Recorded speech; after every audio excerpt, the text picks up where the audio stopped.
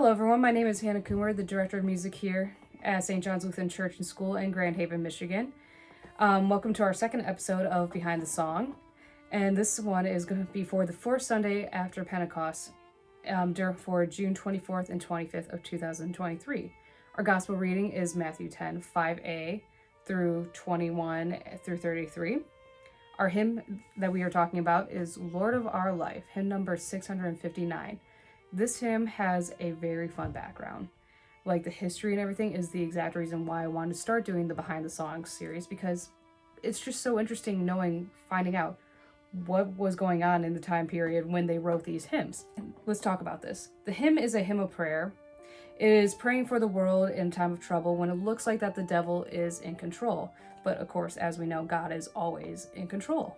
So I want you guys to think about this for a little bit.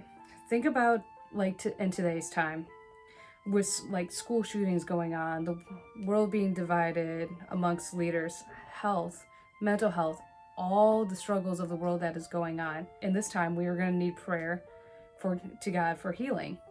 So, let me tell you just a little bit about who wrote the hymn.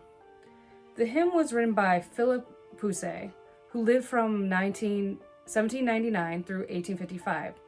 He was inspired by him that Matthias Apelles von Loewenstern, again, my apologies about my German, Loewenstern, who lived around 1594 and through 1648.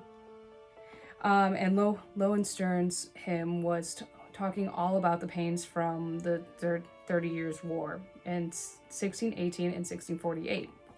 So, let me tell you a little about Loewenstern. His background. Oh, so much fun. So Loewenstern, his family was a part of the Reformation tradition, but his associates were imperial counselors of the Roman Catholic Church. That just had to be fun. His family was for the Reformation, and his friends basically were fully against it, working with the Catholic Church. This was before the time that Protestantism was okay with the Catholic Church, and the Catholic Church was in charge of everything. So a little about Loewenstern's associates. So they worked for the courts of Emperor Ferdinand II and Ferdinand III, and the emperor wanted to completely destroy the Lutheran Church and their confessions. So their counter-Reformation policies created complete chaos. There was so much death and destruction in the Roman Empire, and even in Loewenstern's little town in Sicilia. So that's a little bit about Loewenstern, the guy that Philip Pusey took inspiration for the hymn that we are talking about today. Now let's talk a little bit about Philip Pusey.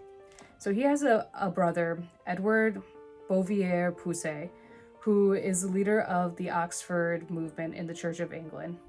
Apparently his brother was just somewhat trouble because the Parliament was struggling so much with his circle of theological leadership. Philip Pusey's hymn is a reflection of the church mindset on being against secularization back in the 19th century in England. He wanted Loewenstern's hymn to be timeless, basically. He wrote in the 19th century, he wanted 200 years, 2,000 years. He wanted to be endless. He wanted to always be relevant.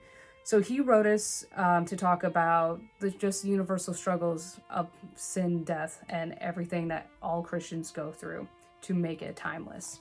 So that's a little bit about Loewenstern and Pusey. Now let's talk about the hymn just a little bit.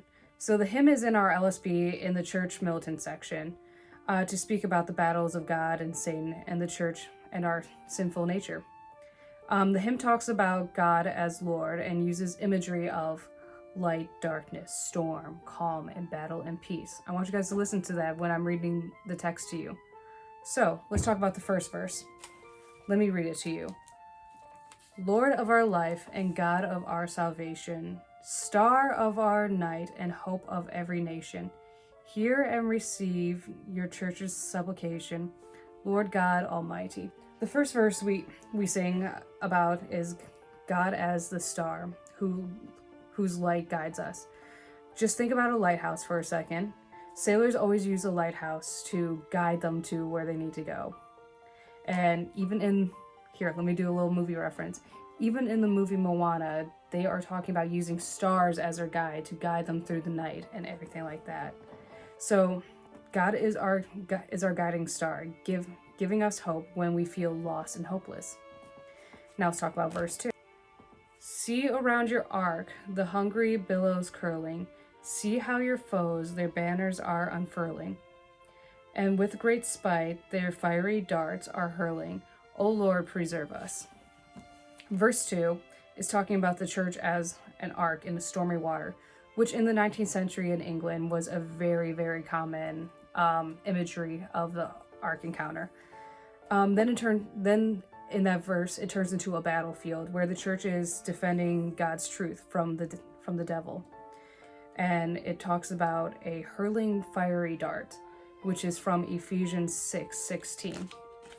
Now, let us talk about verse 3. Verse 3 says, Lord, be our light when worldly darkness veils us.